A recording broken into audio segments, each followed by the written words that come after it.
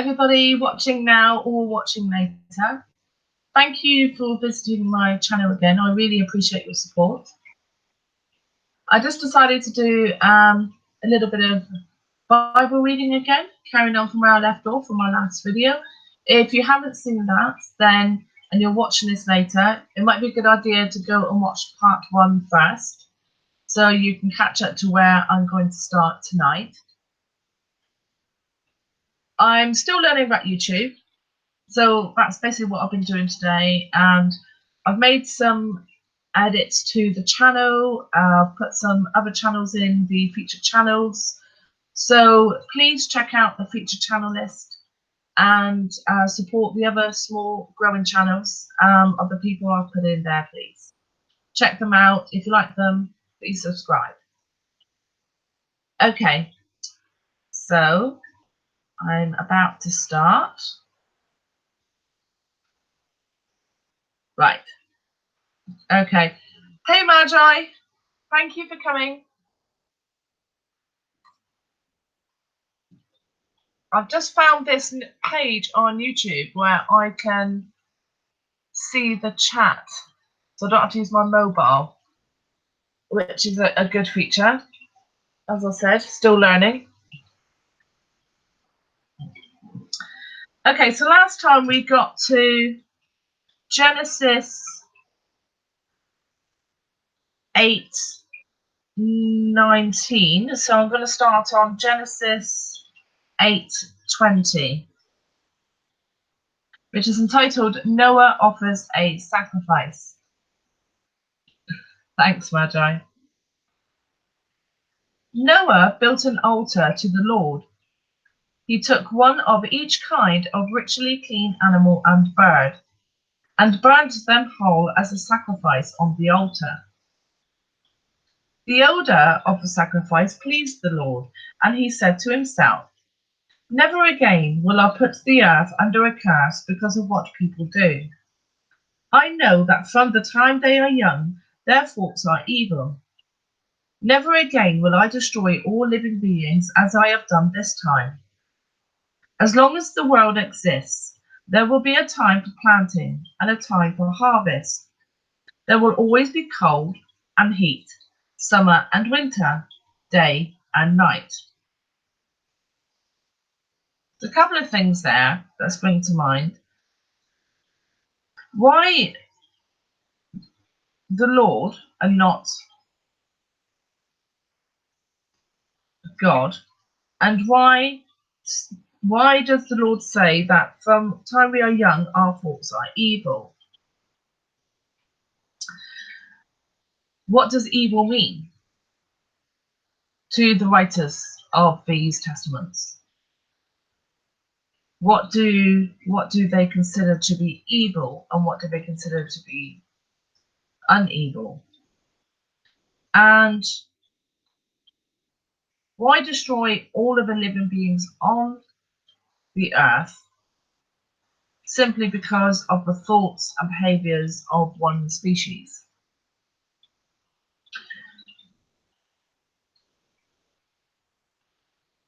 Okay.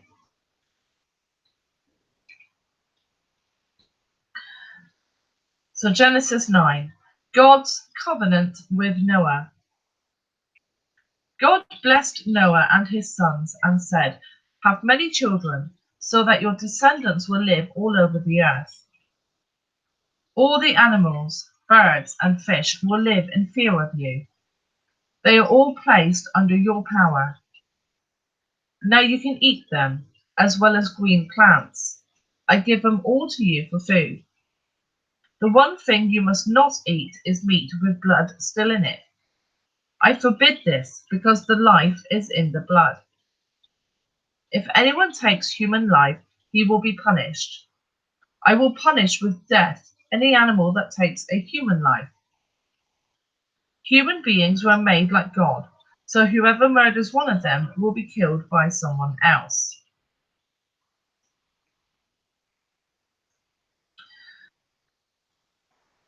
Okay, so that suggests that prior to this point, humans were not eating were not eating the animals, birds, and fish. So what were they eating? If they were eating the animals, birds, and fish prior to this point, why say now that they can eat the animals, birds, and fish? Why not eat meat with blood in it?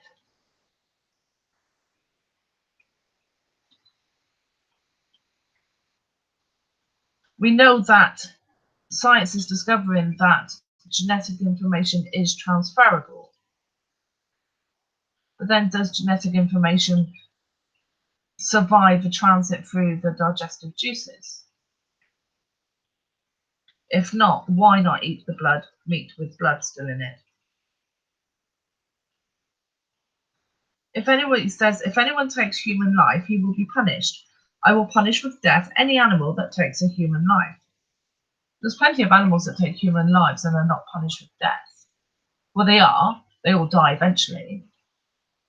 But they would have died. Animals die every day that have never taken a human life. So that promise didn't hold true.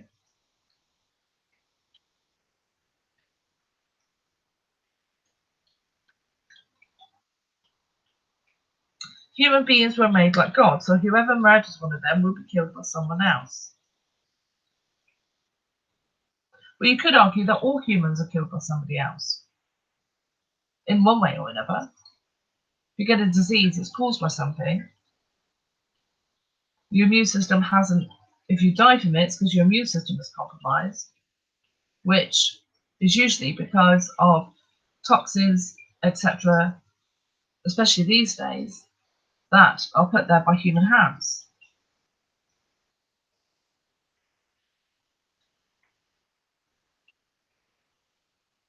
Okay, you must have many children so that your descendants will live all over the earth.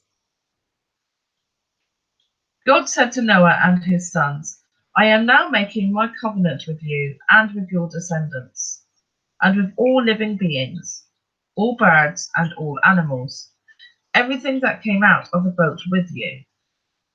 With these words I make my covenant with you. I promise that never again will all living beings be destroyed by a flood. Never again will a flood destroy the earth. As a sign of this everlasting covenant, which I am making with you and with all living beings, I am putting my bow in the clouds. It will be the sign of my covenant with the world. Whenever I cover the sky with clouds and the rainbow appears, I will remember my promise to you and to all the animals that a flood will never again destroy all living beings.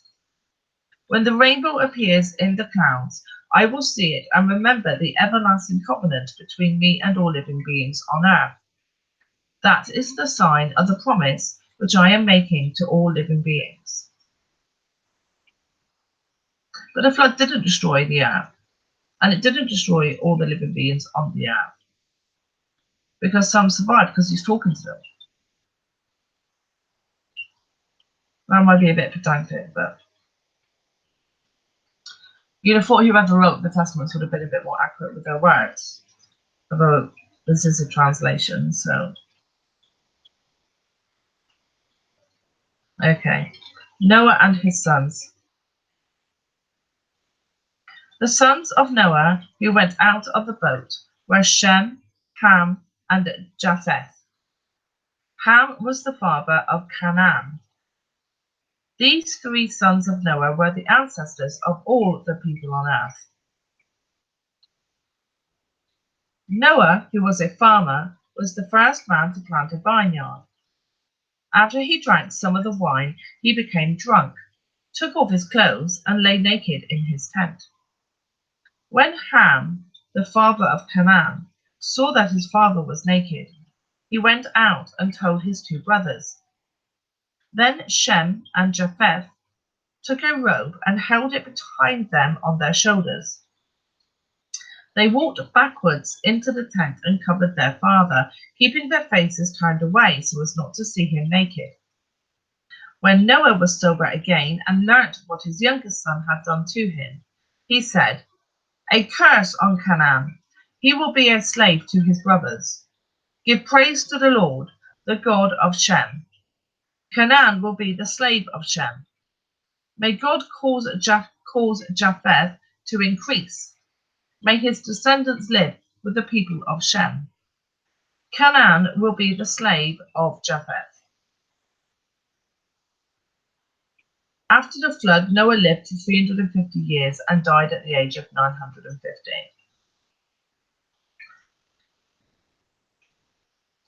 What on earth was he cursing him for?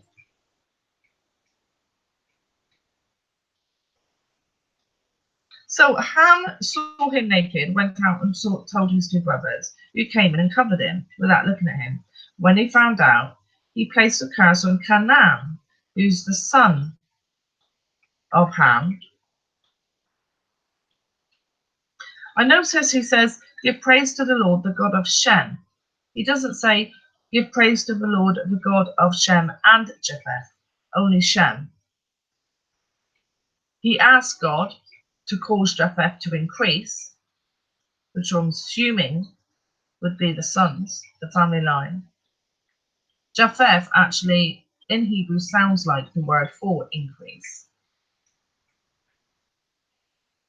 May Japheth's descendants live with the people of Shem, so Shem's descendants, and Canaan, their nephew, will be the slave of Japheth, the slave of increase. I don't really understand what was so. It wasn't the son's fault that he walked in and saw his father naked. Maybe he shouldn't have drunk the wine. But I wonder if Japheth was really a name of the son or simply a word for increase.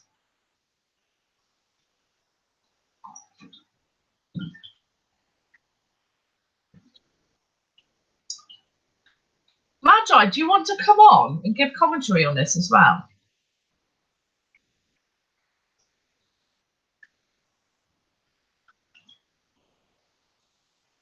Let me know if you do. Okay, the descendants of Noah's sons. These are the descendants of Noah's sons, Shem, Ham, and Japheth. These three had sons after the flood. The sons of Japheth, Gomer, Magog, Madai, Javan, Tubal, Meshesh, and Tiras were the ancestors of the people who bear their names. The descendants of Gomer were the people of Ashkenaz, Riphath, and Togarmah.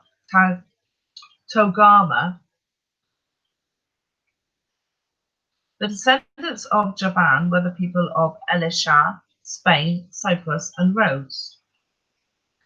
They were the ancestors of the people who live along the coast and on the islands. These are the descendants of Japheth, living in their different tribes and countries, each group speaking its own language.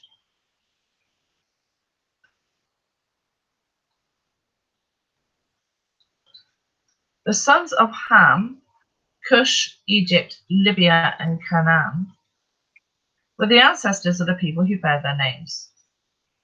The descendants of Cush were the people of Seba, Havilah, Sabta, Rama, and Sabteka. The descendants of Rama were the people of Sheba and Dedan. Cush had a son named Nimrod, who became the world's first great conqueror. By the Lord's help, he was a great hunter, and that is why people say, may the Lord make you as great a hunter as Nimrod. At first, his kingdom included Babylon, Erech, and Akkad, all three of them in Babylonia. From that land, he went to Assyria and built the cities of Nineveh, Rehoboth, Ir, that is, I'm not sure how to pronounce it, Calah, and Resen, which is between Nineveh and the great city of Calah. The descendants of Egypt were the people of Lydia, Anan, Lahab, Naphtali, Pathros, Casla, and of Crete, from whom the Philistines are descended.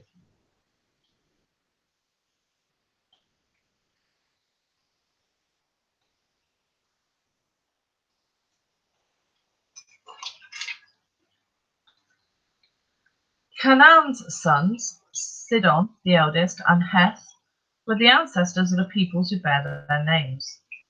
Canaan was also the ancestor of the Jebusites, the Amorites, the Girgashites, the Hivites, the Arkites, the Sinites, the Arvadites, the Samarites, and the Hamathites. The different tribes of the Canaanites spread out until the Canaanite borders reached from Sidon southwards to Gerar near Gaza, and eastwards to Sodom, Gomorrah, Admah, and Zebulun near Lasha. These are the descendants of Ham, living in their different tribes and countries, each group speaking its own language. So those were the cursed ones, the ones who were allegedly the slaves, made to be the slaves of the descendants of the ones I've just read out.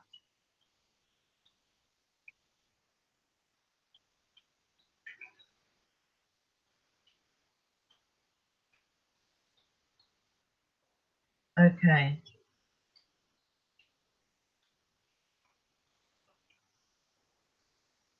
right. So it's basically saying that the peoples of Cush, Egypt, Libya, and Canaan, including Nimrod and their descendants, as well as all the ones I've just read out,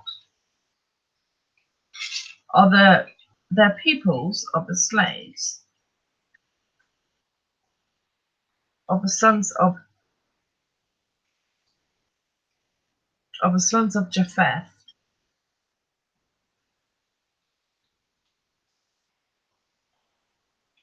which is the peoples of Elisha, Spain, Cyprus, and Rhodes,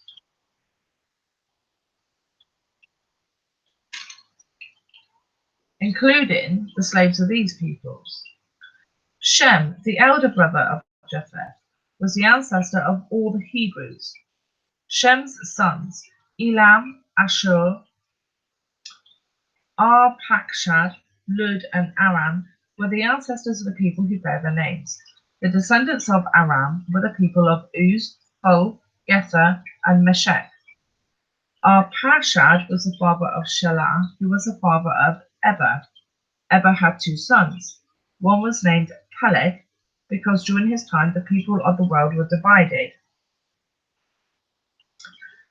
and the other was named Joktan. Peleg in Hebrew sounds like the word for divide. The descendants of Joktan were the people of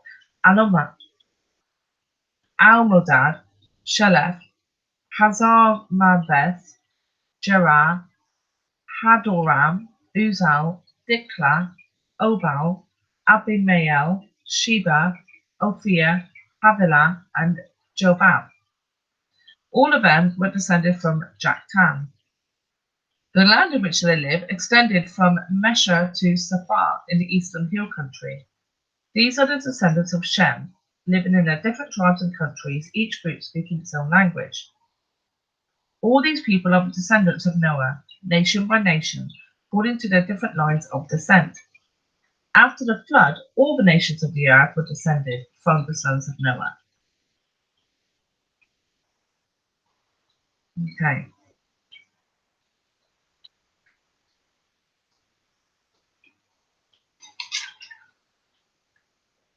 So it's interesting that the God of the Old Testament endorses slavery, because surely he had the power to overturn Noah's curse. What do you say? I agree. The names of Noah's sons have more than one meaning, can be metaphors along with historic value. Yeah, exactly. I mean, if you think about it, these books were written a long time, I'm not sure when they were written, Magi right now, a long time after the events they're allegedly portraying. Now, by that time, much genocide had occurred. So, where people had gone around killing other people, wiping them out, blah, blah, blah. So, for resources and land. So, if you were the descendants of a people that had gone around slaughtering God knows how many people in the region before, what better way to paint all that in an acceptable light than to say, A, that God commanded you to do it, or that commanded your ancestors to do it, and B, to then make up a story which says, oh, but it's okay because those people were cursed and they were actually the slaves of our people anyway, by God's command. So therefore, it was okay to kill them and take all their stuff or to enslave them. Just sounds a little bit like convenient rewriting of history, in my opinion. And it doesn't really make much sense either.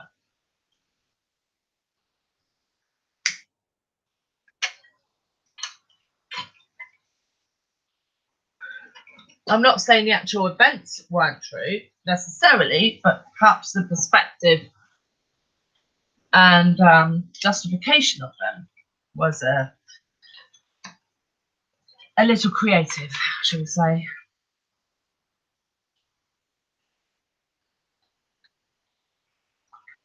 Okay, so where did it get to?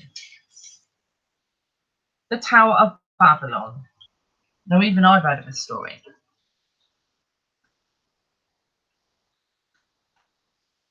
At first, the people of the whole world had only one language and used the same words.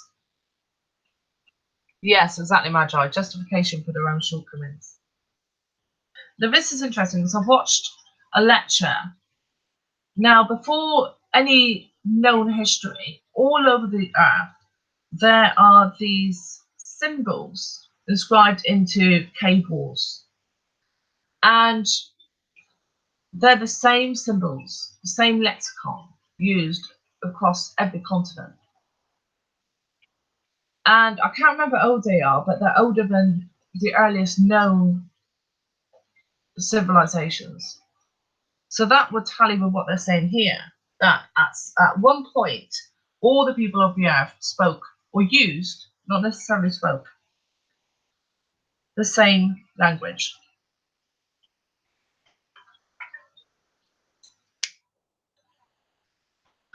Which would make sense if we all came from the same source. Okay, let's carry on.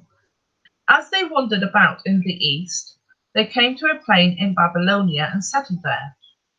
They said to one another, come on, let's make bricks and bake them hard. So they had bricks to build with and tar to hold them together. How did they know that that would make bricks for a start?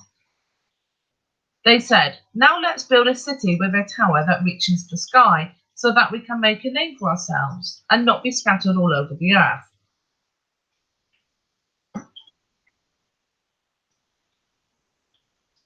Why did they fear that if they didn't make a name for themselves, they'd be scattered all over the earth? Why building a tower that reaches the sky would stop them from scattering, being scattered? Notice the word being scattered all over the earth, not scattering, but being scattered, implying being scattered by somebody else, an outside agency. Why did they fear that? How did they know that that was going to happen? And why would this tower stop that? Now, I'll talk about that in a second. Then the Lord came down to see the city and the tower which those men had built, and he said, now then, these are all one people, and they speak one language. This is just the beginning of what they are going to do. Soon they will be able to do anything they want. Let us go down and mix up their language, so that they will not understand one another. So the Lord scattered them all over the earth, and they stopped building the city. The city was called Babylon, because there the Lord mixed up the language of all the people, and from there he scattered them all over the earth. Babylon in Hebrew sounds like a word for mixed up.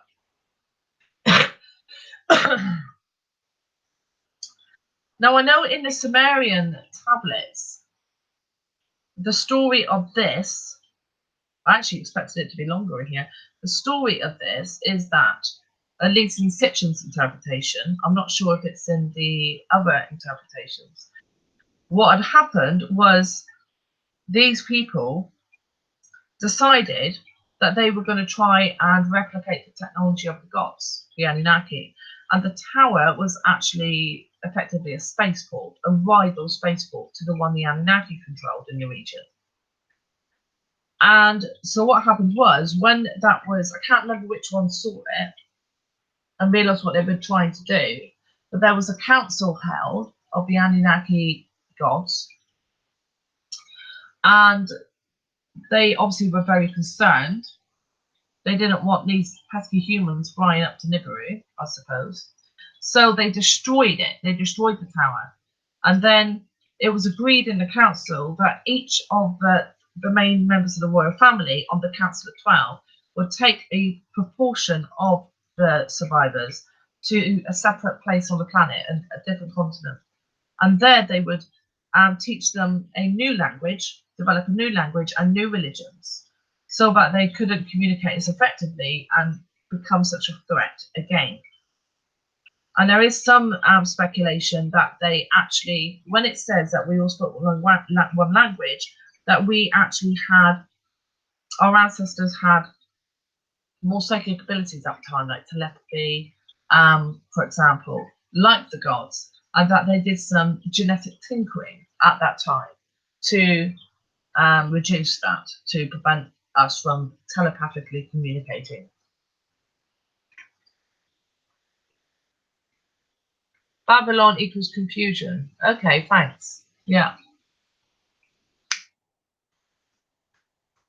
So these places, assuming they existed, probably weren't even called that originally. It's just what they've been called in this story. The descendants of Shem. These are the descendants of Shem. We've probably already done that. Yeah. 2 years after the flood, when Shem was 100 years old, he had a son, Arpachshad. After that, he lived another 500 years and had other children. When Arpachshad was 35 years old, he had a son, Shelah. After that, he lived another 403 years and had other children. When Shelah was 30 years old, he had a son, Eber. After that, he lived another 403 years and had other children. When Eber was 34 years old, he had a son, Peleg. After that, he lived another 430 years and had other children. When Peleg was 30 years old, he had a son, Reu, R-E-U. After that, he lived another 209 years and had other children. When Reu was 32 years old, he had a son, Serug. After that, he lived another 207 years and had other children. When Serug was 30 years old, he had a son, Nahar. After that, he lived another 200 years and had other children. When Nahar was 29 years old, he had a son, Terah. After that, he lived another 119 years and had other children. After Terah was 70 years old, he became the father of Abram, Nahor, and Haran.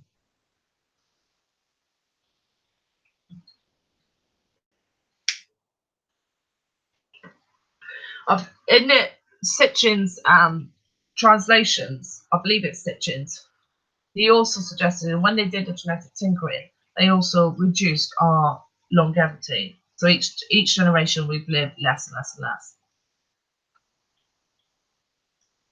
The descendants of Terah. These are the descendants of Terah, who was the father of Abram, Nahor, and Haran. Haran was the father of Lot, and Haran died in his native city, Ur, in Babylonia, while his father was still living.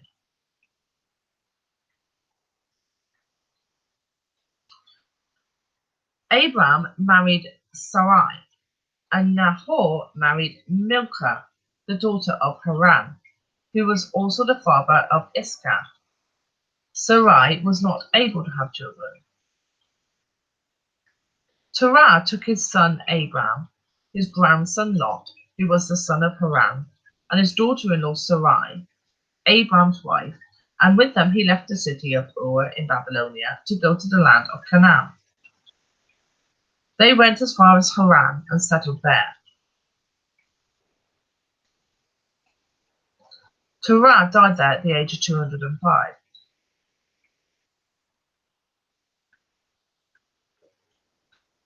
Okay.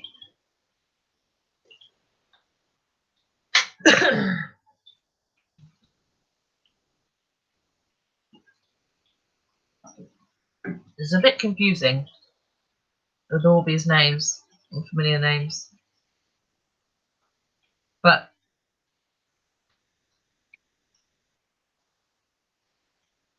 I noticed that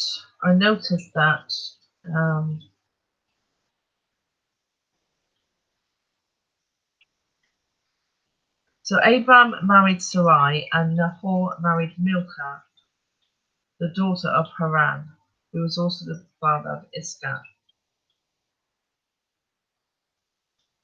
So who was Haran then to Nahor?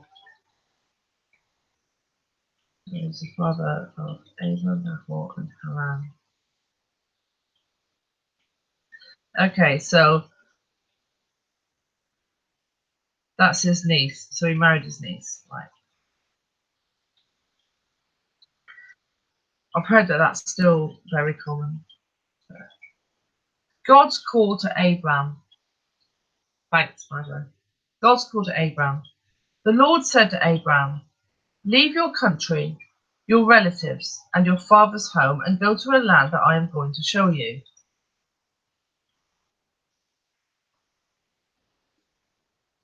I will give you many descendants, and they will become a great nation. I will bless you and make your name famous, so that you will be a blessing. I will bless those who bless you, but I will curse those who curse you. And through you I will bless all the nations." When Abram was 75 years old, he started out from Haran, as the Lord had told him to do, and Lot went with him. Abram took his wife Sarai, his nephew Lot, and all the wealth and all the slaves they had acquired in Haran, slaves again, and they started out for the land of Canaan. When they arrived in Canaan, Abram traveled through the land until he came to the sacred tree of Moreh, the holy place at Shechem. At that time, the Canaanites were still living in the land. The Lord appeared to Abram and said to him, "This is the country that I am going to give to your descendants." Then Abram built an altar there to the Lord, who had appeared to him. After that, he moved on south to the hill country east of the city of Bethel, and set up his camp between Bethel on the west and Ai on the east. There also he built an altar and worshipped the Lord. Then he moved on from place to place, going towards the southern part of Canaan.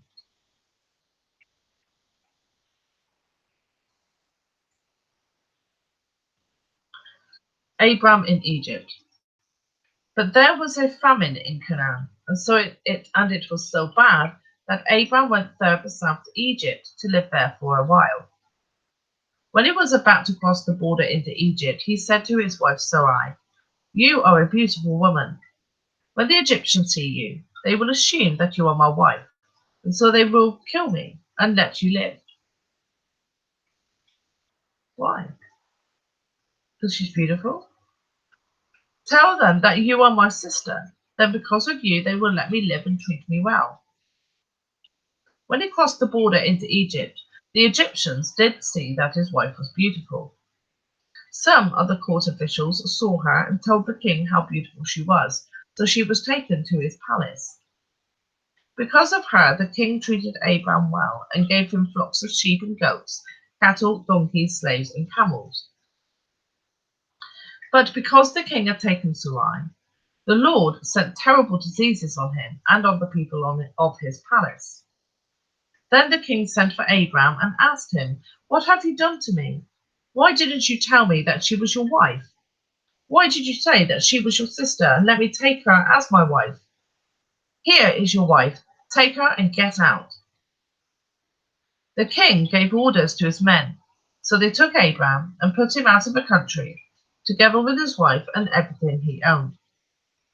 Right, so effectively, Abram prostituted his wife to the king in exchange for goods, knowing, obviously, that God would punish the Egyptians as a result.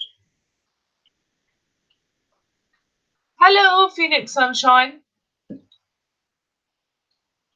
What's that, Magi? Or, I don't know what the symbols are, or appear to be writings or symbols of the name of city-states in ancient Sumer. Same place in history. Okay, thanks. Phoenix Sunshine. Adam, man, Seth, appointed Enosh, mortal Canaan, struck sorrow. I don't really know what you mean by that. The gospel was encoded in the names of the lineage of Noah.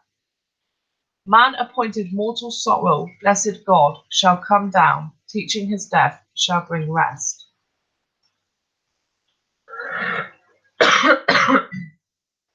Okay.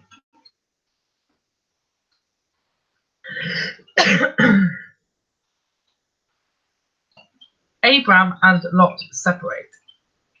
Abram went north out of Egypt to the southern part of Canaan with his wife and everything he owned, and Lot went with him. Abram was a very rich man, with sheep, well, yeah, the Egyptians, he conned them, with sheep, goats, and cattle, as well as silver and gold. Then he left there and moved from place to place, going towards Bethel. He reached a place between Bethel and Ai, where he had camped before and had built an altar. There he worshipped the Lord. Lot also had sheep, goats, and cattle, as well as his own family and servants. And so there was not enough pasture land for the two of them to stay together because they had too many animals. So quarrels broke out between the men who took care of Abram's animals and those who took care of Lot's animals. In brackets, at that time, the Canaanites and the Perizzites were still living in the land. Close brackets. Then Abram said to Lot, "We are relatives, and your men and my men shouldn't be quarreling. So let's separate. Choose any part of the land you want. You go one way, and I'll go the other." Lot looked round and saw that the whole Jordan Valley, all the way to Zoar, had plenty of water, like the garden of the Lord, a reference to the Garden of Eden, or like the land of Egypt, in brackets. This was before the Lord had destroyed the cities of Sodom and Gomorrah, close brackets. So Lot chose the whole Jordan Valley for himself and moved away towards the east. That is how the two men parted. Abram stayed in the land of Canaan, and Lot settled among the cities in the valley and camped near Sodom, where people were wicked and sinned against the Lord.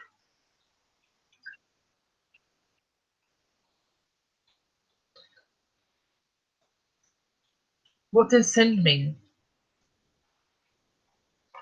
Not, endorsing slavery and prostitution? Oh, right. Thank you, Magi. I don't really understand that.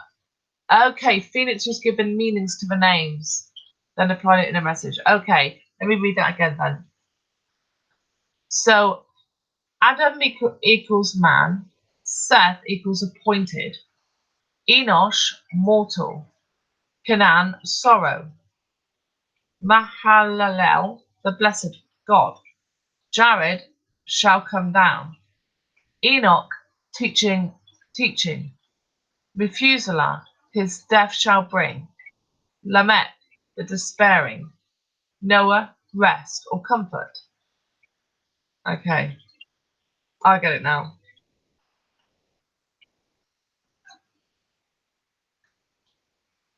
So the message is man appointed, mortal sorrow, blessed.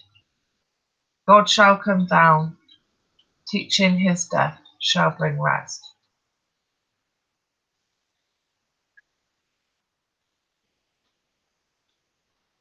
Okay. Abram moves to Hebron. After Lot had left, the Lord said to Abram, from where you are, look carefully in all directions. I am going to give you and your descendants all the land that you see, and it will be yours forever. I am going to give you so many descendants that no one will be able to count them all. It would be as easy to count all the specks of dust on earth. Now, go and look over the whole land, because I'm going to give it all to you. So Abram moved his camp and settled near the sacred trees of Mamre at Hebron, and there he built an altar to the Lord.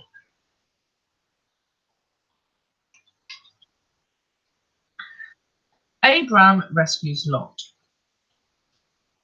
4 kings: Amraphel of Babylonia, Arioch of Elasar, Chedorlaomer of Elam, and Tidal of Goin, went to war against 5 other kings: Bera of Sodom, Bersha of Gomorrah, Shinab of Admah, Shemeber of Zeboim, and the king of Bela or Zor. So this is like the First World War, I suppose, because this was the world in days, allegedly. These 5 kings had formed an alliance and joined forces in the valley of Siddim, which is now the Dead Sea. They had been under the control of Chedorlaomer for 12 years, but in the 13th year they rebelled against him. In the 14th year, Chedorlaomer and his allies came with their armies and defeated the Rephaim in Ashtaroth, Karnaim, the Zuzim in Ham, and Emim in the plain of Kiriathaim, and the Horites in the mountains of Edom, pursuing them as far as El Paran on the edge of the desert. Then they turned round and came back to Kadesh, then known as En Mishpat. They conquered all the land of the Amalekites and defeated the Amorites who lived in Hazazon Tamar.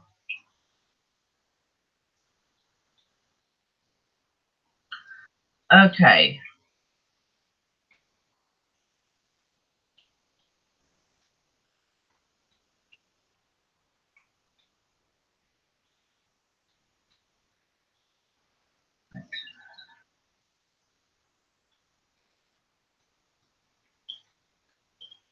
Then the kings of Sodom, Gomorrah, Admah, Zeboim, and Bela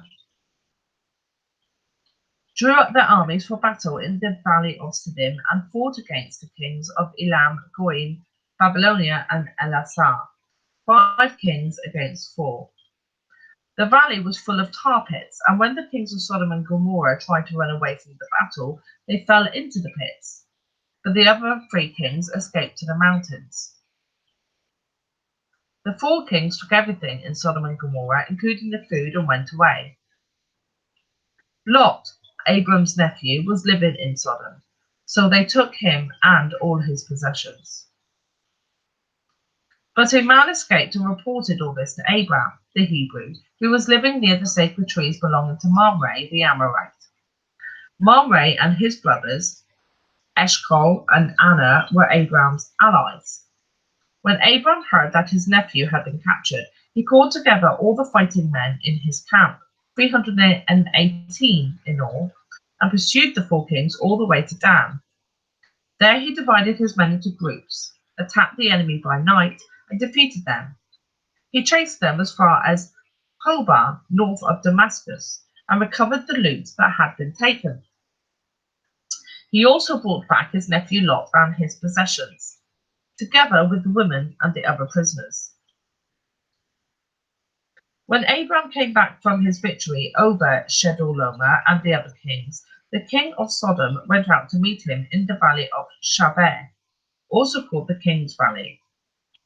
And Melchizedek, who was king of Salem and also a priest of the Most High God, brought bread and wine to Abram, blessed him, and said, "May the Most High God, who made heaven and earth, bless Abram.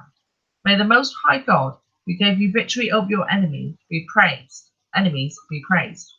And Abram gave Melchizedek a tenth of all the loot he had recovered. The king of Sodom said to Abram, "Keep the loot, but give me back all my people." Abram answered, "I solemnly swear before the Lord, the Most High God, maker of heaven and earth, that I will not keep anything of yours, not even a thread or a sandal strap. Then you can never say, I am the one who made Abram rich. I will take nothing for myself. I will accept only what my men have used. But let my allies, Anna, Eshcol, and Mamre, take their share."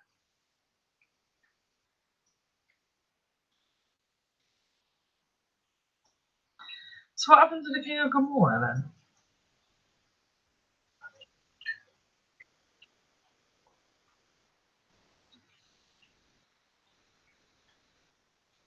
What happened to, I'm assuming he died. So the king of Sodom got some of his stuff back, and some of his people back. Doesn't say how much or what the shares were, but it doesn't mention what happened about the loot and people of Gomorrah. Suppose Abraham kept them. Okay. Hey, Michelle.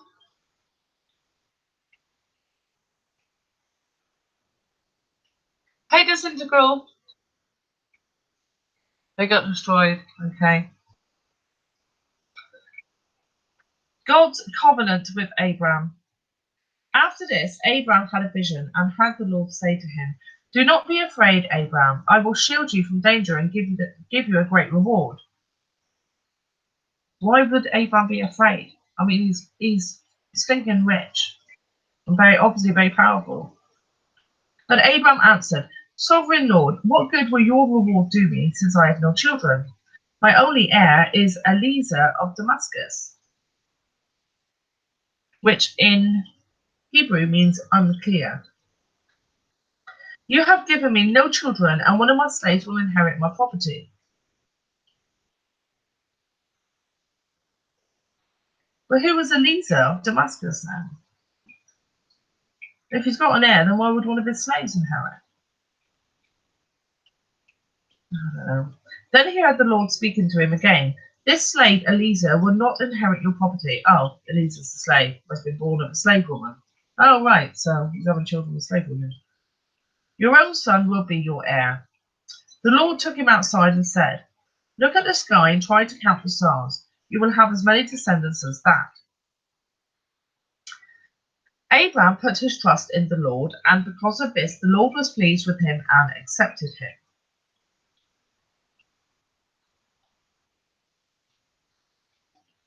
I thought the Lord had already accepted him as his chosen one. Then the Lord said to him, "I am the Lord who led you out of Ur in Babylonia and to give you this land as your own." But Abraham asked, "Sovereign Lord, how can I know that it will be mine?" Why is the Lord now a sovereign Lord? And it's just Lord before. He answered, "Bring me a cow, a goat, and a ram, each of them 3 years old, and a dove and a pigeon."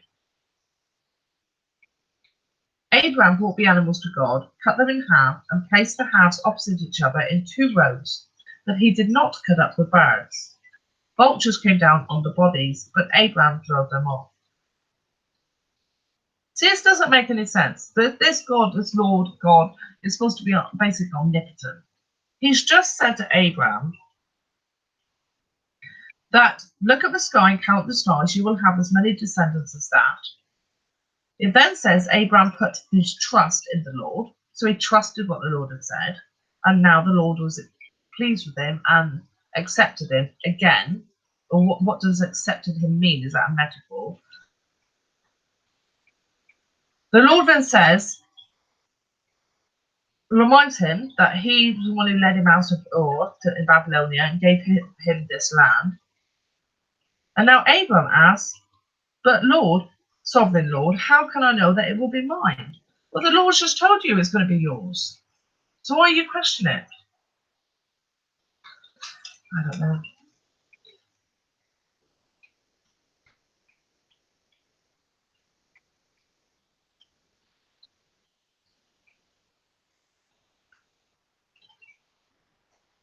Michelle, you're always bad.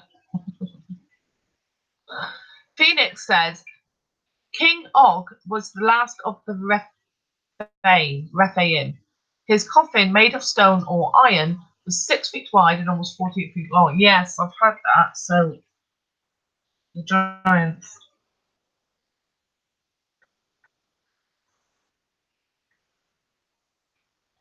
Okay, where was I?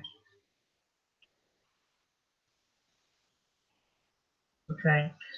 So he's cut the animals in two halves, apart from the birds. He's placed them in 2 rows. The vultures came down, he drove them off. When the sun was going down, Abraham fell into a deep sleep, and fear and terror came over him. The Lord said to him, your descendants will be strangers in a foreign land.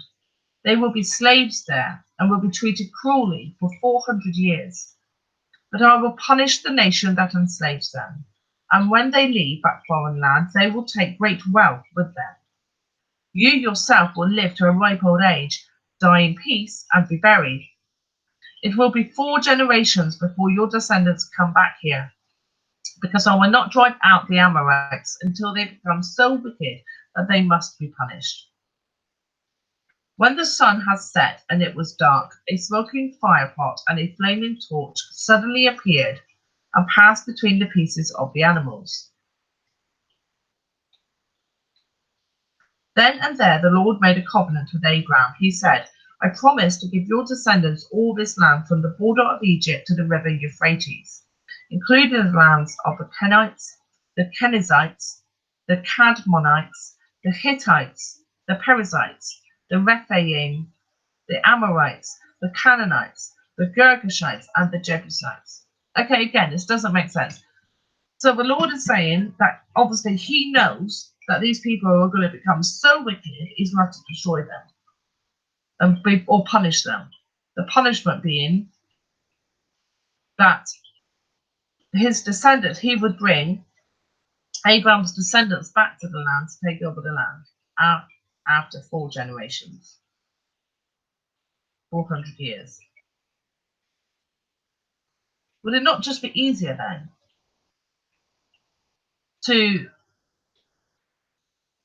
wipe out these people now when there's fewer of them, if that's what you're going to do, or to make them slaves of Abraham's descendants now? I don't know, it doesn't make sense. Right, hold on, I just need to take a break. I'm going to make a coffee and then I'll come back. I'm just going to turn the camera off.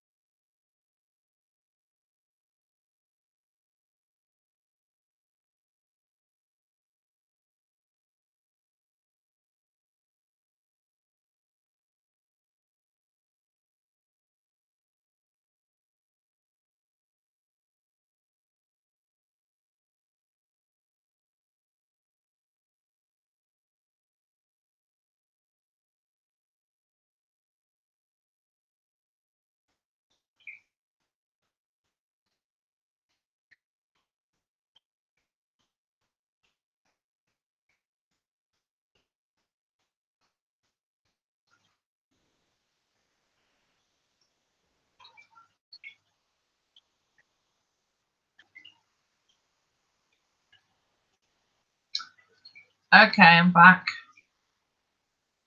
Hey, Bob. Hey. I was actually thinking of ordering food. Oh, no. It'll be good. I'll make myself something in a minute.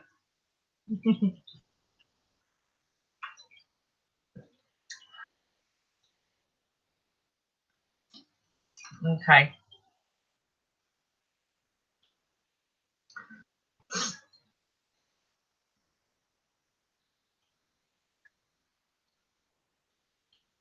I think I can hear thunder.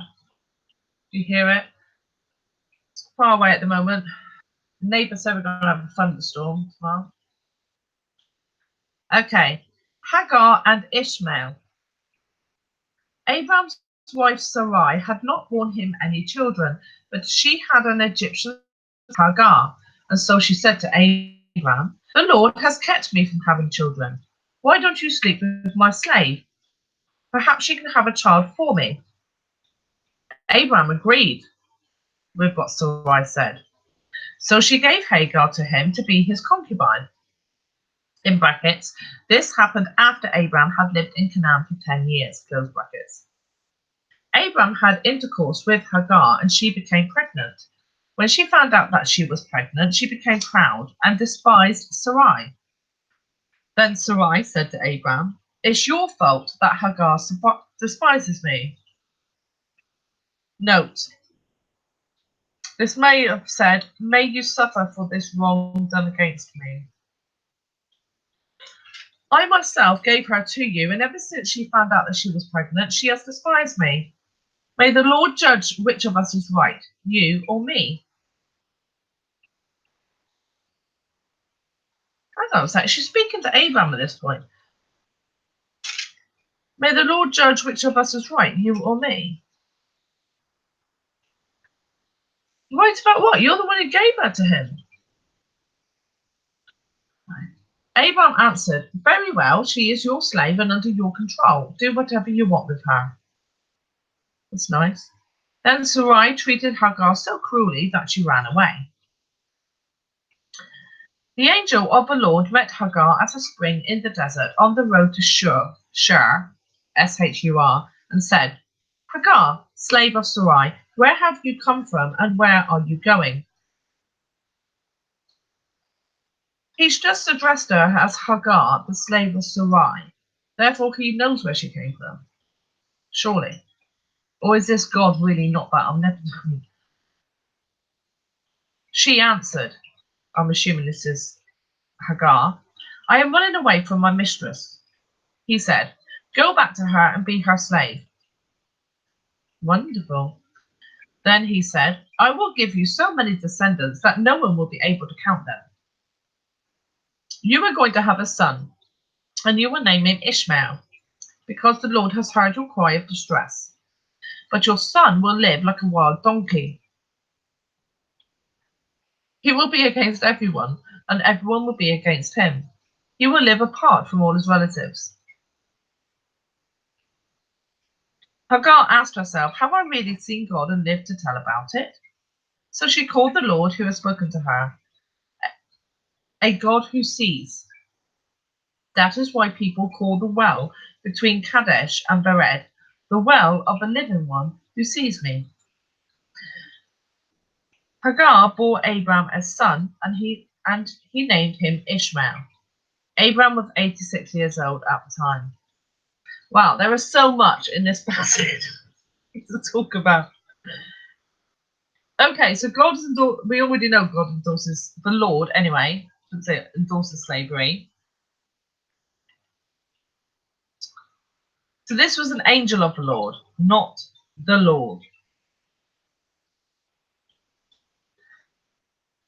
He asked her a silly question, which he obviously knew the answer to, because he addressed her as the slave of Sarai, as the Lord had said.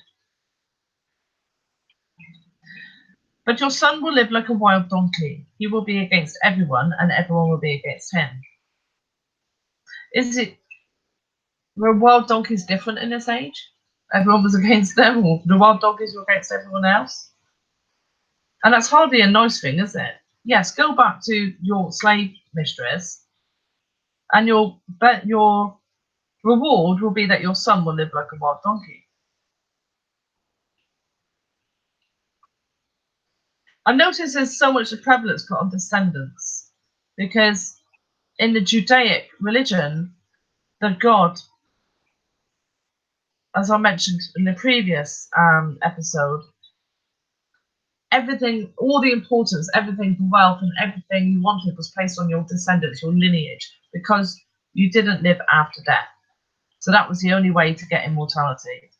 So everybody just wants loads of descendants, which doesn't really make much sense because most people want children and grandchildren, but not many people live their lives solely doing everything just so they can have lots and lots and lots of descendants. So I can't imagine why people would do that in this day and age, either, unless there's something they're not telling us about that.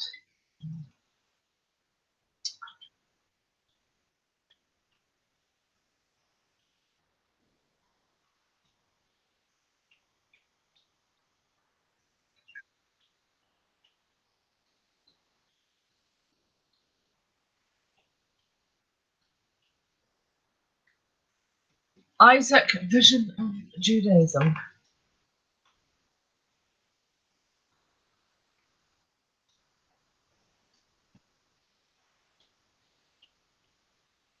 Isaac, child of freedom. Ishmael, child of slavery. Yeah. Thanks, Michelle. Thanks, Magi. Okay. Circumcision, the sign of the covenant. When Abraham was 99 years old, the Lord appeared to him and said, I am the Almighty God. Oh, he's God now. Was he God in the beginning? What was he in the beginning? Yeah, God. Oh, he was just God in the beginning. Not the God, he was God. Then he became the Lord. Or Lord, can't remember which. And then he became the sovereign Lord, and now he is the God.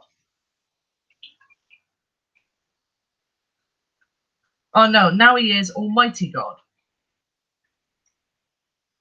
So let's do it. I am the Almighty God. Obey me and always do what is right. I will make my covenant with you and give you many descendants. Abraham, but he's already said this, isn't it? Has he not? Abraham bowed down with his face touching the ground, and God said, I make this covenant with you. I promise that you will be the ancestor of many nations. Your name will no longer be Abraham, but Abraham.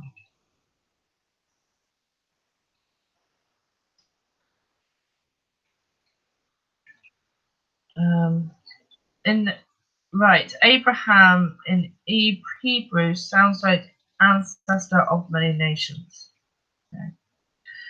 Because I am making you the ancestor of many nations. I will give you many descendants, and some of them will be kings. You will have so many descendants that they will become nations. I will keep my promise to you and to your descendants in future generations as an everlasting covenant. I will be your God and the God of your descendants. I will give to you and to your descendants this land in which you are now a foreigner. The whole land of Canaan will belong to your descendants forever, and I will be their God.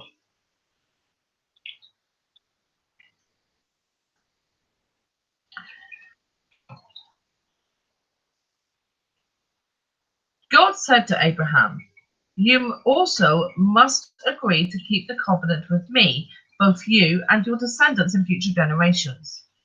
You and your descendants must all agree to circumcise every male among you. From now on, you must circumcise every baby boy when he is 8 days old, including slaves born in your homes and slaves brought from foreigners. This will show that there is a covenant between you and me. Each one must be circumcised, and this will be a physical sign to show that my covenant with you is everlasting. Any male who has not been circumcised will no longer be considered one of my people, because he has not kept the covenant with me.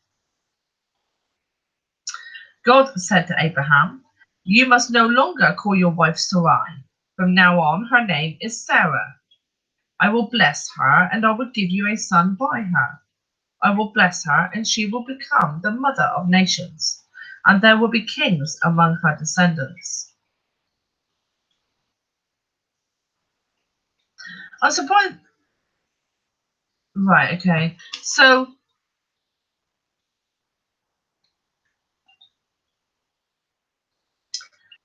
okay, right, I'll see. Abraham bowed down with his face touching the ground, but he began to laugh when he thought, "Can a man have a child when he is 100 years old? Can Sarah have a child at 90? He asked God, "Why not let Ishmael be my heir?" But God said, "No, your wife Sarah will bear you a son, and you will name him Isaac." In Hebrew, that means he laughs. Oh, Sarah in Hebrew means princess. "I will keep my covenant with him and with his descendants forever. It is an everlasting covenant. I have heard your request about Ishmael, so I will bless him and give him many children and many descendants. He will be the father of 12 princes, and I will make a great nation of his descendants. But I will keep my covenant with your son Isaac, who will be born to Sarah about this time next year." When God finished speaking to Abraham, he left him.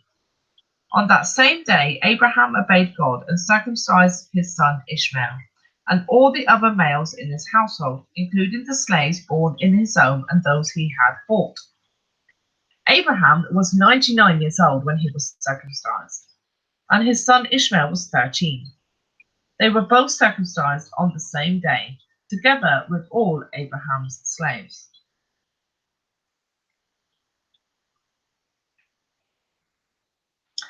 Okay, so if this was just one entity, one God, why does he keep changing the rules?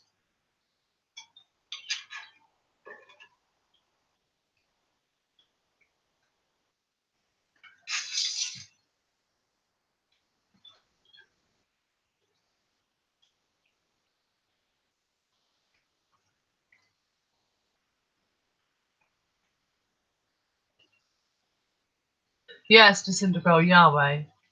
I think this is where it becomes Yahweh.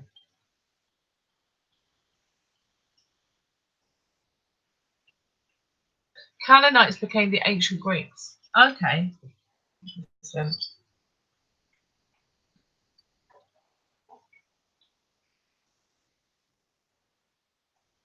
So the question is this the same God as the previous gods or not? If it is the same God, then why does he keep changing the rules? If it isn't, then who was it? As Disintegral in chat said, Yahweh. A son is promised to Abraham. The Lord appeared to Abraham at the sacred trees of Mamre. As Abraham was sitting at the entrance of his tent during the hottest part of the day, he looked up and saw 3 men standing there. As soon as he saw them, he ran out to meet them. Bowing down with his face touching the ground, he said, "Sirs, please do not pass by my home without stopping. I am here to serve you. Let me bring some water for you to wash your feet. You can rest here beneath this tree. I will also bring a bit of food. It will give you strength to continue your journey. You have honored me by coming to my home, so let me serve you." They replied, "Thank you, we accept." Abraham hurried into the tent and said to Sarah, "Quick, take a sack of your best flour and bake some bread." Then he ran to the herd and picked up a calf that was tender and fat and gave it to a servant who hurried to get it ready. He took some cream, some milk, and the meat and set the food before the men. There under the tree he served them himself, and they ate. Then they asked him, "Where is your wife, Sarah?" She is there in the tent, he answered. One of them said, 9 months from now I will come back and your wife Sarah will have a son. Sarah was behind him at the door of the tent listening. Abraham and Sarah were very old, and Sarah had stopped having her monthly periods. So Sarah laughed to herself and said, now that I am old and worn out, and I'll still enjoy sex. And besides, my husband is old too. Then the Lord asked Abraham, why did Sarah laugh and say, can I really have a child when I'm so old? Is anything too hard for the Lord? As I said, 9 months from now I will return and Sarah will have a son. Because Sarah was afraid, she denied it. I didn't laugh, she said. Yes, you did, he replied. You laughed.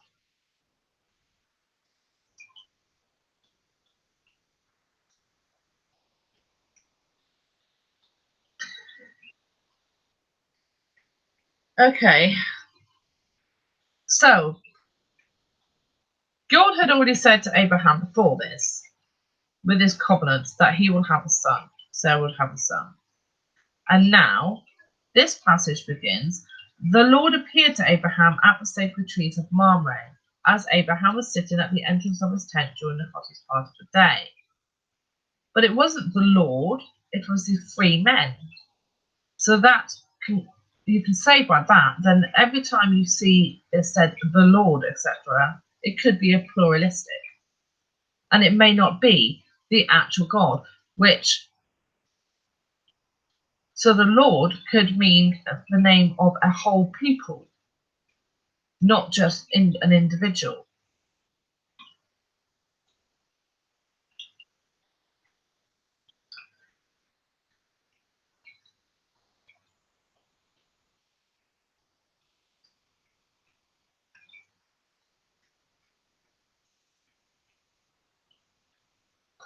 Okay.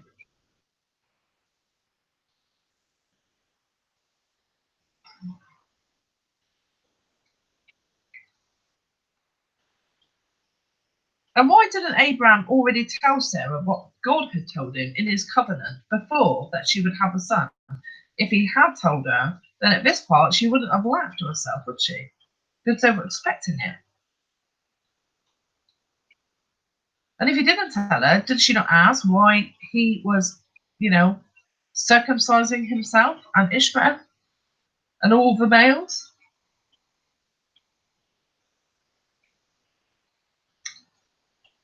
Anyway, okay. So Abraham pleads for Sodom.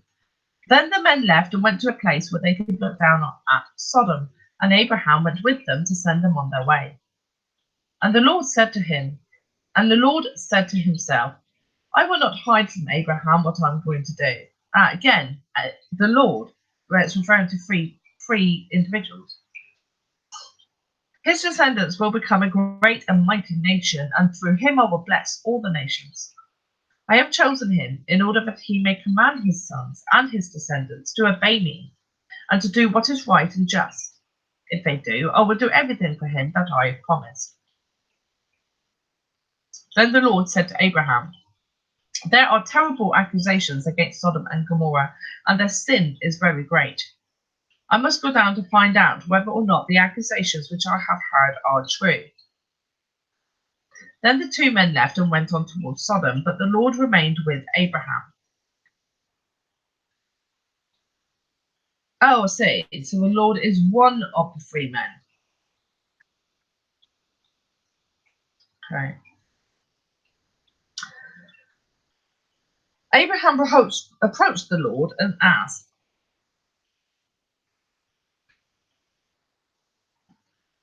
why is he not calling him God?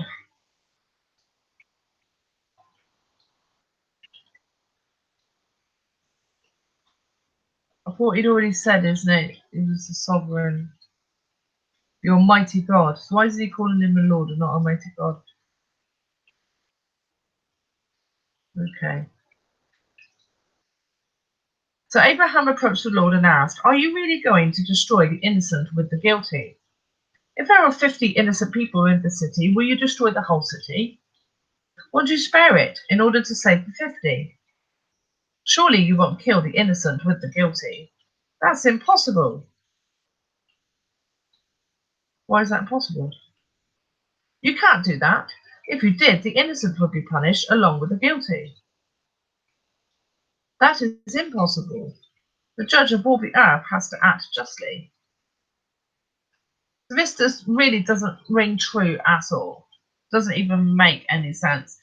I mean, previous to this, Abraham took loads of people as slaves, gave them up to his allies, who were previously free people that had been taken as loot by other enemies.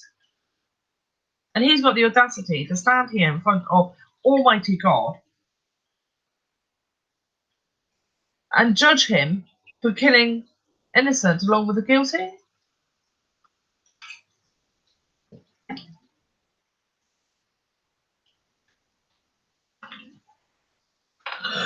If you were to consider, though, that the gods came from higher God, well, yeah. Generations, yes, it's that. Yeah. The Lord answered, if I find 50 innocent people in Sodom, I will spare the whole city for their sake. Abraham spoke again, please forgive my boldness in continuing to speak to you, Lord. I am only a man and have no right to say anything. But perhaps there will be only 45 innocent people instead of 50. Will you destroy the whole city because there are 5 too few? The Lord answered, I will not destroy the city if I find 45 innocent people. Abraham spoke again, perhaps there will be only 40. If I was the Lord, I'd be getting a bit fed up at this point. He replied, I will not destroy it if there are 40. Abraham said, please don't be angry, Lord, but I must speak again. What if there are only 30? He said, I will not do it if I find 30. Abraham said, please forgive my boldness in continuing to speak to you, Lord. Suppose that only 20 are found. He said, I will not destroy the city if I find 20. Abraham said, please don't be angry, Lord, but I will speak just once more. What if only 10 are found? He said, I will not destroy it if there are 10. After he had finished speaking with Abraham, the Lord went away and Abraham returned home.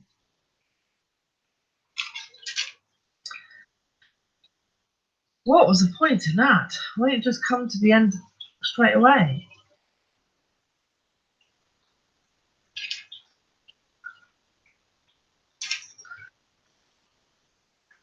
The sinfulness of Sodom. Oh, I wonder what. So, what is the sin of Sodom? Not obeying the Lord, I suppose.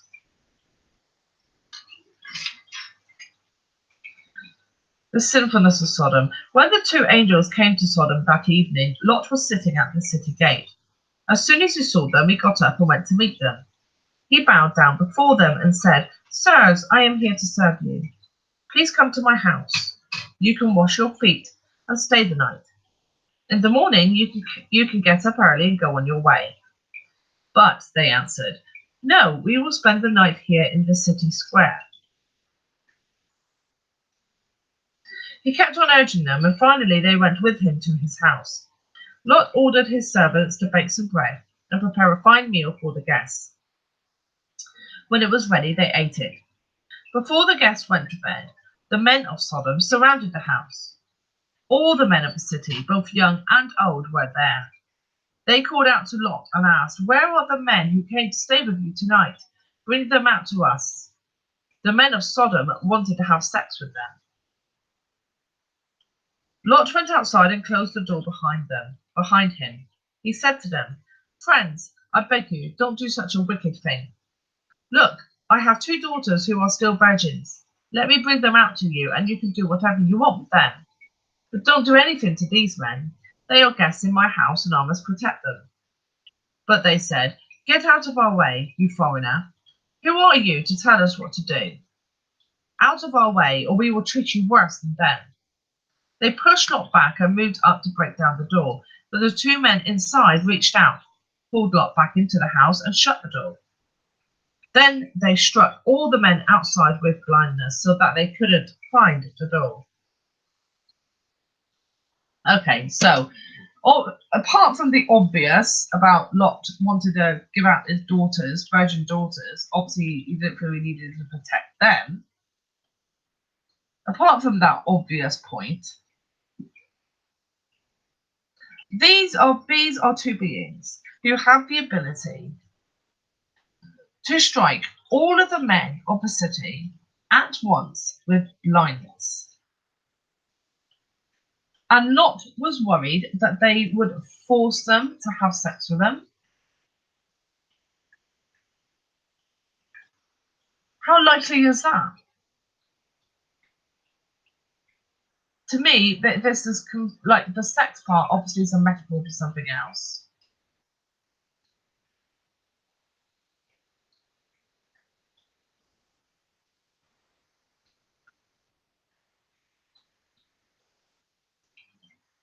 What was Lot really worried about?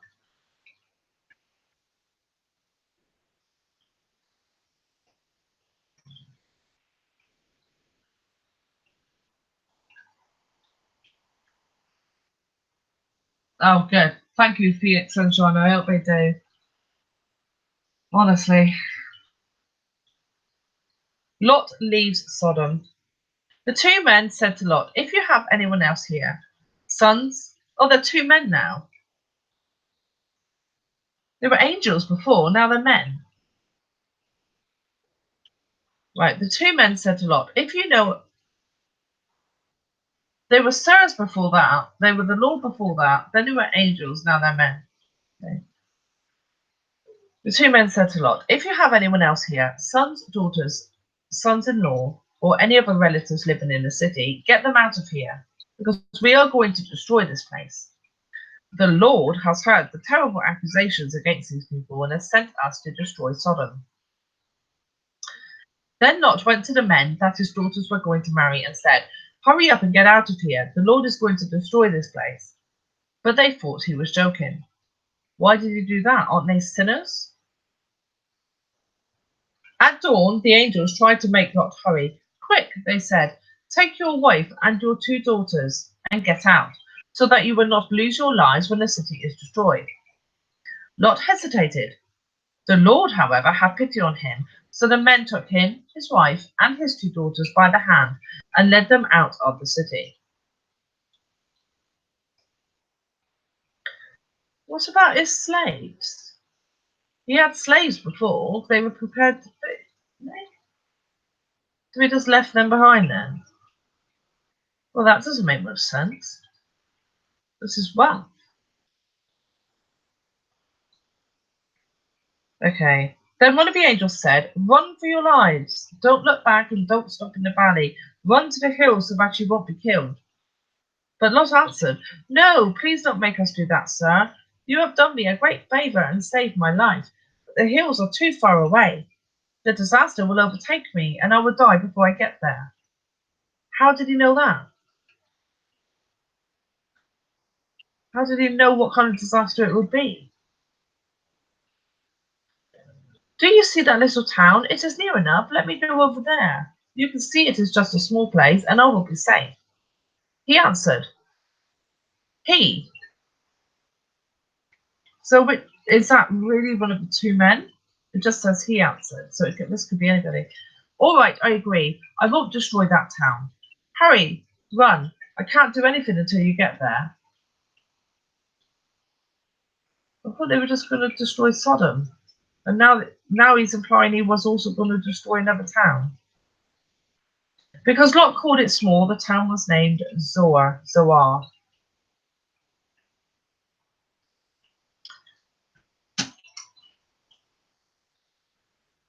Like the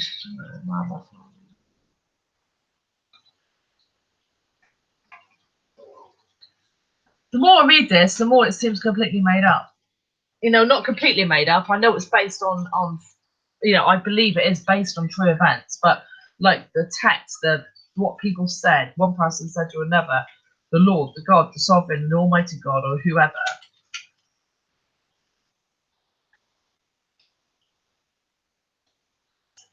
But it just doesn't make any logical sense. It's so contradictory.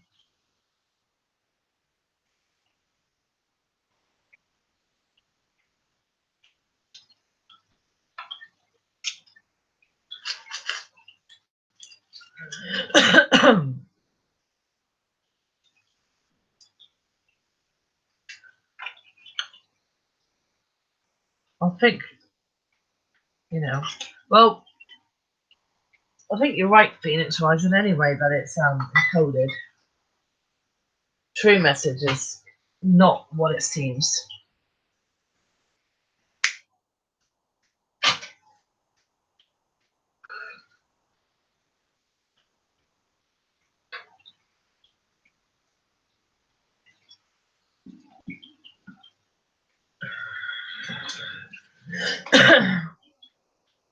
Okay, the destruction of Sodom and Gomorrah. The sun was rising when Lot reached Zoar. Suddenly the Lord rained burning sulfur on the cities of Sodom and Gomorrah and destroyed them and the whole valley, along with all the people there and everything that grew on the land. But Lot's wife looked back and was turned into a pillar of salt. Okay, note where it says in everything that grew on the land, this could also mean the whole world or this land.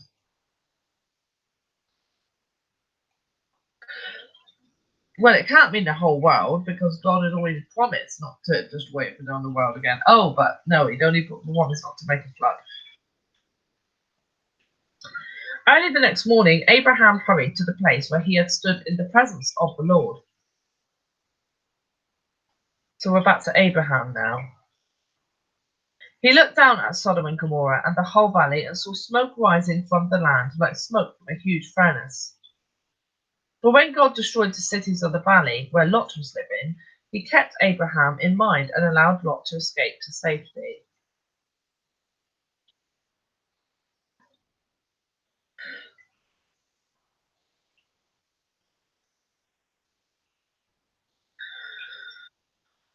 Again, it's repeating itself.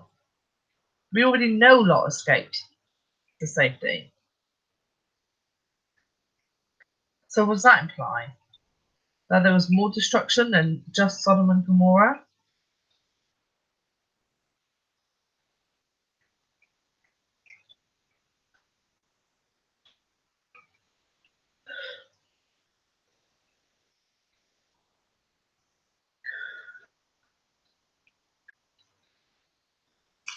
Why did the two angels go to Sodom anyway?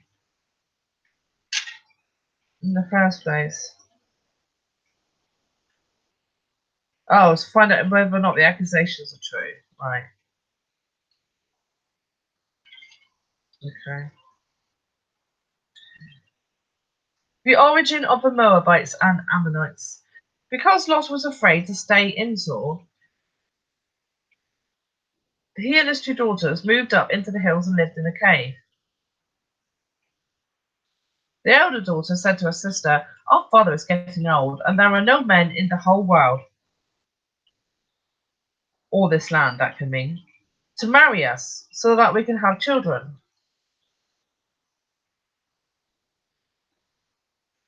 Why are there no men that can marry them in this land? Zora was saved for a start. Come on, let's make our father drunk so that we can sleep with him and have children by him. That night, well, anyone knows what happens when you get a man drunk would know that this tale is a bit silly. That night they gave him wine to drink, and the elder daughter had intercourse with him, but he was so drunk that he didn't know it. Really. The next day the elder daughter said to her sister, "I slept with him last night. Now let's make him drunk again tonight, and you can sleep with him. Then each of us will have a child by our father." Well, from just once? So that night they made him drunk, and the younger daughter had intercourse with him. Again, he was so drunk that he didn't know it. And I thought you would have suspected at least. Now I know there are ways that men know next morning, whether they remember it or not. And would he not get a bit suspicious getting drunk 2 nights in a row unless he was a drunkard? In this way, both of Lot's daughters became pregnant by their own father. Wow. Just once each, and they both became pregnant. The elder daughter had a son, whom she named Moab, which means in Hebrew, "from my father." He was the ancestor of the present-day Moabites. The younger daughter also had a son whom she named Ben-Nami, which means son of my relative, and sounds like the Hebrew for Ammonite. He was the ancestor of the present-day Ammonites.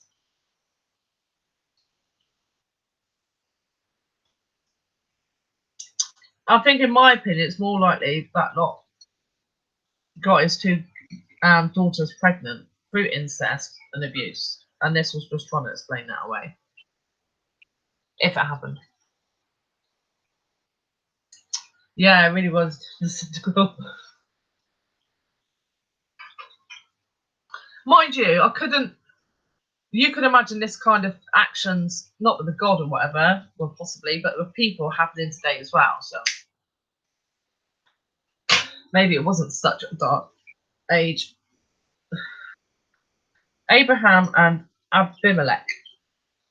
Abraham moved from Mamre to the southern part of Canaan and lived between Kadesh and Shur. Later, while he was living in Gerar, he said that his wife Sarah was his sister. So King Abimelech of Gerar had Sarah brought to him. Again? One night God appeared to him in a dream and said, "You are going to die because you have taken this woman. She is already married."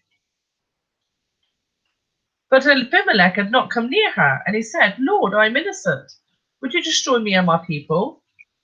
Abraham himself said that she was his sister, and she said the same thing.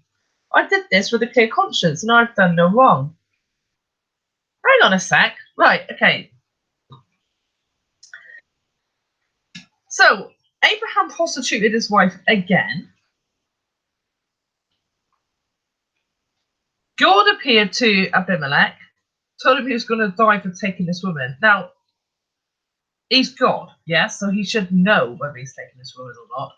Abimelech first says, Abimelech had not come near her, it says, but Abimelech had not come near her. But then Abimelech finishes that paragraph by saying, "I did this thing with a clear conscience." What thing? He's not touched her. He's done nothing, has he? So why would he say, "I did this thing with a clear conscience"? God replied in the dream, "Yes, I know that you did it with a clear conscience." Did what? "So I kept you from sinning against me and did not let you touch her." Well, just being in proximity to her was a sin then. "But now give the woman back to her husband.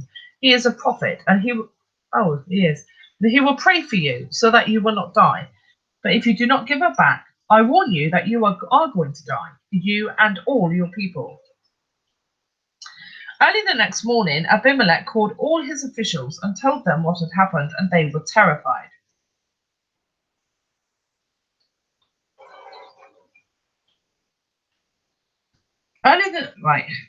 Then Abimelech called Abraham and asked, "What have you done to us? What wrong have I done to you to make you bring this disaster on me and my kingdom? No one should ever do what you have done to me. Why did you do it?" Abraham answered, "I thought that there would be no one here who has reverence for God, and that they would kill me to get my wife. She really is my sister. She is the daughter of my father, but not of my mother, and I married her. So when God sent me from my father's house into foreign lands, I said to her, 'You can show how loyal you are to me by telling everyone I am your brother.' Then Abimelech gave Sarah back to Abraham, and at the same time he gave him sheep, cattle, and slaves. He said to Abraham, 'Here is my whole land. Live any way you like.' He said to Sarah, 'I am giving your brother 1,000 pieces of silver as proof to all who are with you that you are innocent. Everyone will know that you have done no wrong.' Because of what had happened to Sarah, Abraham's wife, the Lord had made it impossible for any woman in Abimelech's palace to have children." He didn't do anything with her. So Abraham prayed for Abimelech, and God healed him. He also healed his wife and his slave women so that they can have children.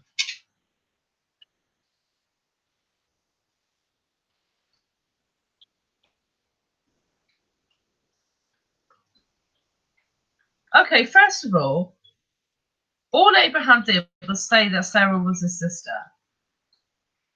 Then it's like, so King Abimelech of Gerar had Sarah brought to him. So the king stole his sister. And then the king says to Abraham afterwards, what have you done to us? What wrong have I done you to make you bring us disaster on me and my kingdom? No one should ever do what you have done to me. Why did you do it? What did Abraham do to him? He didn't do anything to him. But neither did Abimelech do anything. That just sounds to me, obviously, that Abraham prostituted his wife, knowing that God, note it's God again, would threaten Abimelech, extorting Abimelech to give Abraham loads of goodies, then curse Abimelech, so Abraham could pray for him. God would then heal the curses and the disease, solidifying Abraham's reputation and power. What a racket.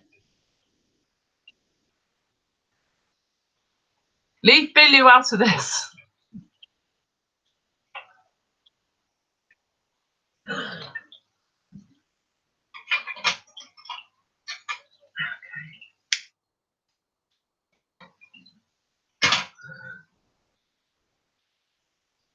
I'm going to finish at the end of the hour. Okay. The birth of Isaac. The Lord blessed Sarah as he had promised, and she became pregnant and bore a son to Abraham when he was old. The boy was born at the time God had said he would be born.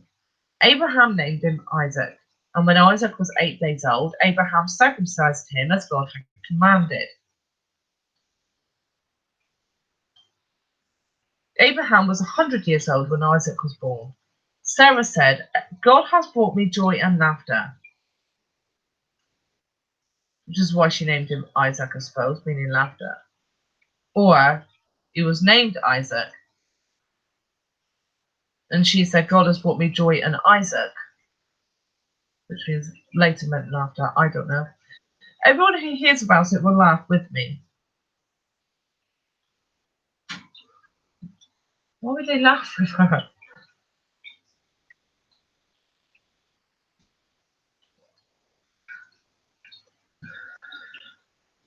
Then she added, who would have said to Abraham that Sarah would nurse children, yet I have borne him a son in his old age? Considering how long our ancestors lived, I wouldn't have considered that old age anyway. The child grew, and on the day that he was weaned, Abraham gave a great feast. Hagar and Ishmael are sent away. One day Ishmael, whom Hagar the Egyptian had born to Abraham, was playing with Sarah's son Isaac, which could have meant was making fun of Sarah's son Isaac. Apparently. Sarah saw them and said to Abraham, send this slave and her son away. The son of this woman must not get any part of your wealth, which my son Isaac should inherit. This troubled Abraham very much, because Ishmael was also his son. But God said to Abraham, don't be worried about the boy and your slave Hagar. Do whatever Sarah tells you, because it is through Isaac that you will have the descendants I have promised. I will also give many children to the son of the slave woman, so that they will become a nation. He too is your son. Early the next morning, Abraham gave Hagar some food and a leather bag full of water. He put the child on her back and sent her away. She left and wandered about in the wilderness of Beersheba. When the water was all gone, she left the child under a bush and sat down about 100 meters away. She said to herself, I can't bear to see my child die. While she was sitting there, she began to cry.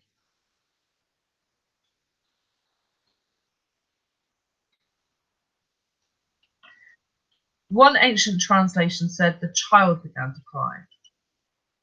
God heard the boy crying, and from heaven the angel of God spoke to Hagar. What are you troubled about, Hagar? Don't be afraid. God has heard the boy crying. Get up, go and pick him up and comfort him. I will make a great nation out of his descendants. Then God opened her eyes and she saw a well. She went and filled the leather bag with water and gave some to the boy. God was with the boy as he grew up. He lived in the wilderness of Paran and became a skillful hunter. His mother found an Egyptian wife for him.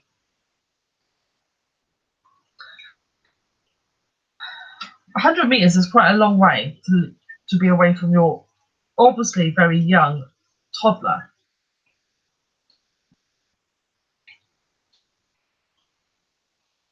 The agreement between Abraham and Abimelech. At that time, Abimelech went with Phicol, the commander of his army, and said to Abraham, God is with you in everything you do. So make a vow here in the presence of God that you will not deceive me, my children, or my descendants. I have been loyal to you, so promise that you will also be loyal to me and to this country in which you are living. Abraham said, I promise. Abraham complained to Abimelech about a well which the servants of Abimelech had seized.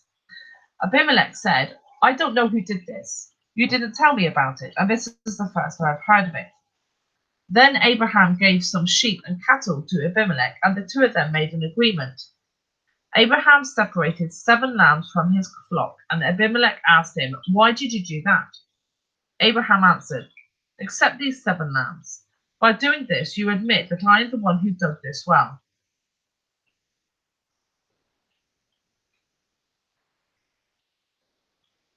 And so the place was called Beersheba, because it was there that the two of them made a vow. Beersheba means well of the bow, or well of 7. After they had made this agreement at Beersheba, Abimelech and Phicol went back to Philistia. Then Abraham planted a tamarisk tree in Beersheba and worshipped the Lord, the everlasting God. Oh, he's everlasting now. Abraham lived in Philistia for a long time.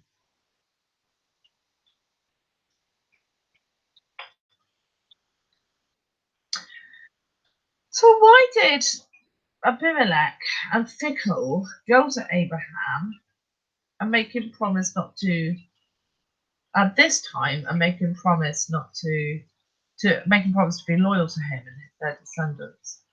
Why were they concerned that what had he done recently then? What prompted that visit, I wonder?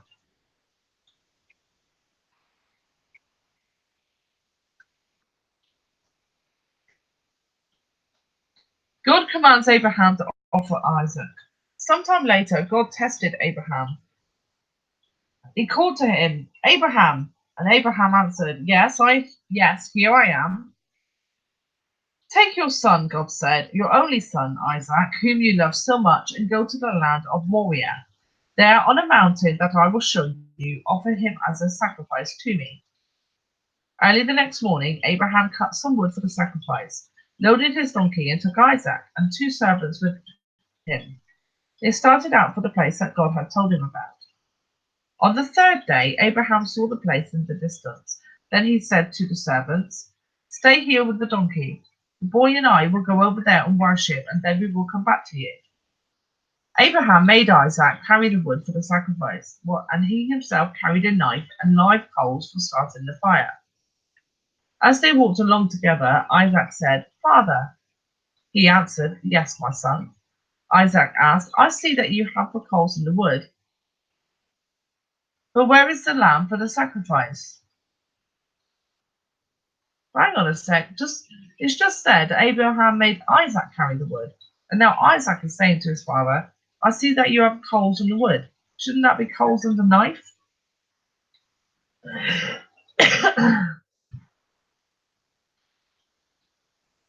Oh, unless he was just saying about everything else with the two of them.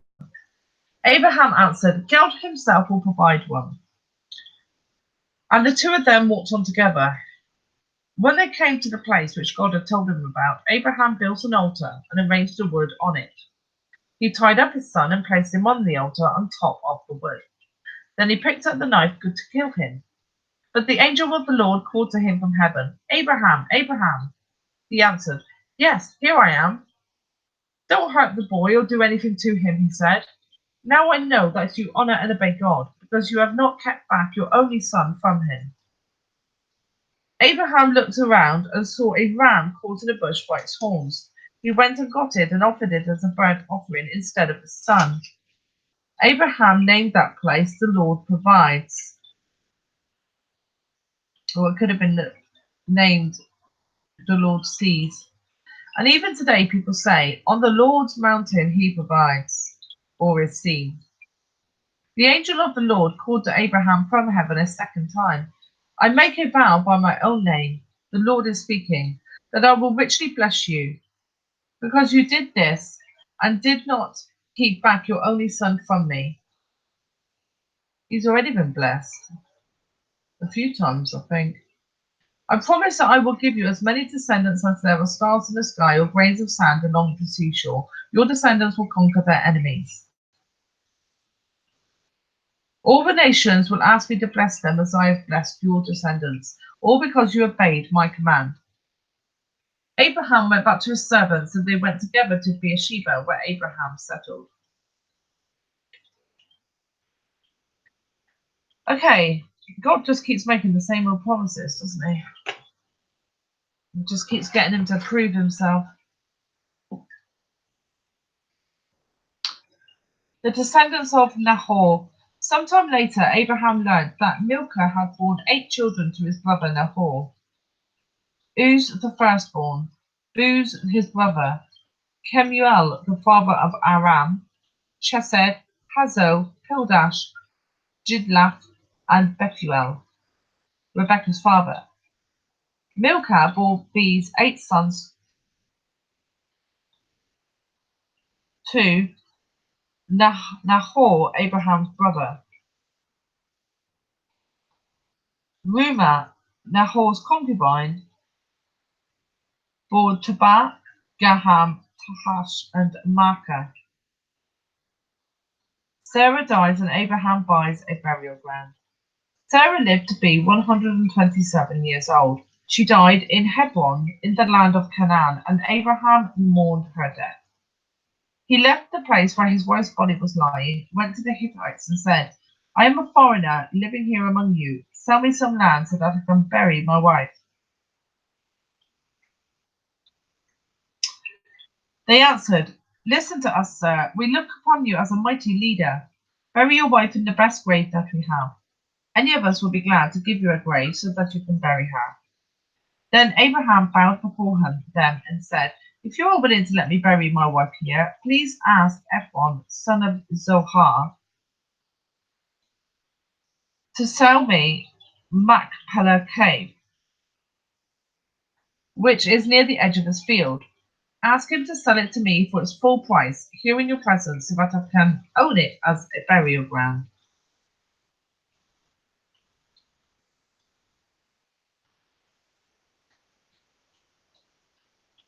Okay.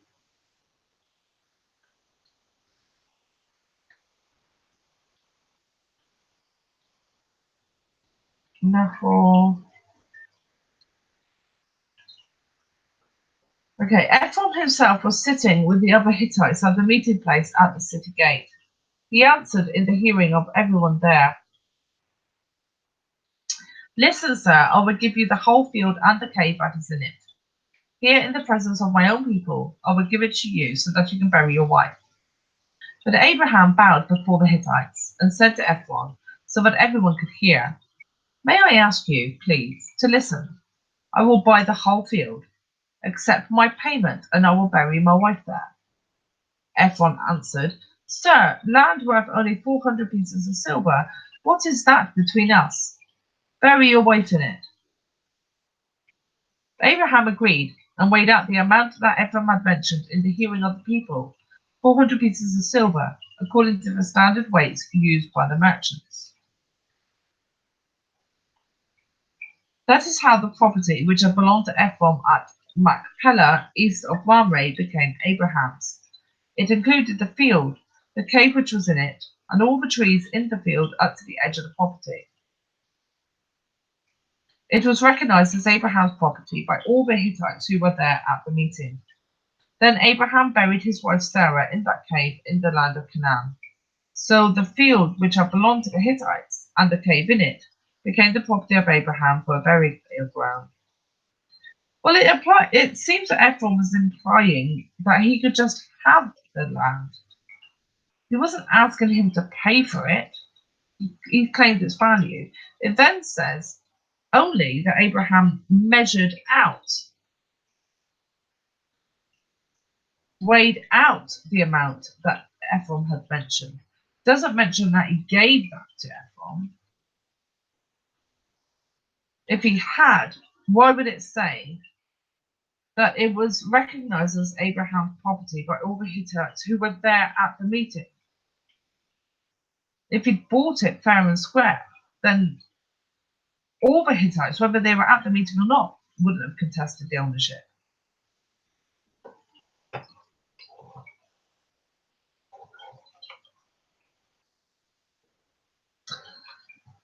Okay, the next bit is quite long, so I'm going to stop there. I need to get up anyway, and I need to make some food, and I need to stretch.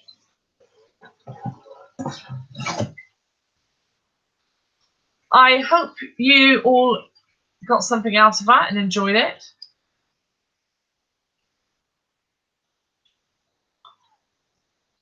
Please remember, if you're new to the channel, if you like the video, to like and to subscribe and to share, and come back again for part 3.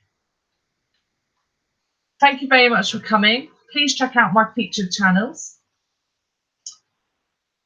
and I'll see you next time. Bye, everybody.